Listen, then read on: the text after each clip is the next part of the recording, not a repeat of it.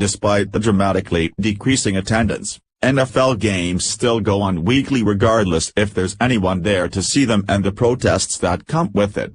Entitled players seem to completely ignore the harsh reality of their anti-American rhetoric, seen in the empty seats that surround them that seem to be more than fans who still come to see them play. Just when the league had reached rock bottom, kneeling Nation Anthem scumbags were horrified when they saw what was dramatically different on the sidelines in the middle of their disgusting protest. People watching the demise of what was once America's favorite sport were as equally shocked as the disrespectful players to see what suddenly happened seconds after the Star-Spangled Banner began, which they definitely weren't expecting. The league has allowed these divisive antics to go on for so long that it's completely destroyed the sport for everyone, which doesn't seem to bother the NFL commissioner who refuses to change course despite the utter destruction. However, not everyone is taking a passive approach to the problem, and now the issue is coming back to haunt every kneeling player who thinks they have something important to say. Whether you're boycotting the NFL or simply just avoiding it if you can, there's one scene from these games that's deserving of your attention if you love America but still hate the NFL. This isn't to get viewership back in the game lost by entitled protesters who act like they don't care if anyone is watching or not. It makes a statement loud and clear that can't even be ignored by the most arrogant athletes on the field. While players were taking a knee to make a point, they missed the massive message on the sidelines that's much bigger than them.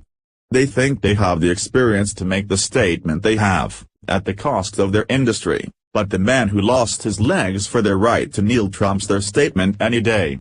He can't kneel and wouldn't anyway, he can barely even stand, but he used his arms to pull himself out of his chair and stood strong and proud in his exoskeleton to send a message that can't be beaten by everyone on their knee. In a video which surfaced on Instagram showing a military veteran making sure all the players in the stadium know how it's done, the hero without legs demonstrated patriotism in epic proportion to those who needed a clue. Clearly, these overpaid players need to see what sacrifice looks like, real work, dedication, and coming out of all of that and still being capable of respecting the flag. He lost his legs protecting players' right to kneel that he doesn't have, to protest equality.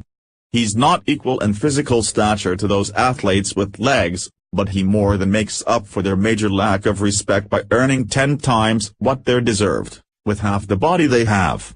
The fact that he gets up in the position he is in to stand after getting blown up while fighting for this country and these million-dollar athletes who haven't been told no or that they're wrong in years because they superstars kneel? One Instagram user commented on the post. "It's just sad. We need to come together. Not separate. Kneeling for the flag isn't protesting SHT. Just dividing a country that needs to come together. This country has its problems, but it's still the best place to live with the most opportunities. Work hard, pay your taxes and be a good person and you can get anything you want in this country." The players should know this more than the rest of America still working hard to reach their goals.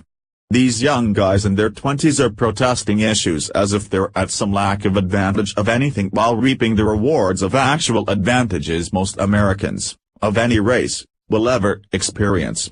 It's insulting to see these guys with the world at their fingertips act like they are stifled somehow because of their skin color when the guy without legs knows the stifling price of freedom but stands anyway. It's time to start seeing these players and their protests for what they really are. These guys are nothing more than actually privileged millionaires who are overpaid for playing a game. They're malcontents who are not concerned with protecting the league that from demise and as a result has slapped the hand who feeds them. As fast as that money came, it can and will go away, when respect given is not returned. They aren't as courageous and heroic as those getting paid pennies to run from bullets on the battlefield. They hurt a wrister and take time off from their sport, but it literally takes a soldier losing limbs to be out of the game.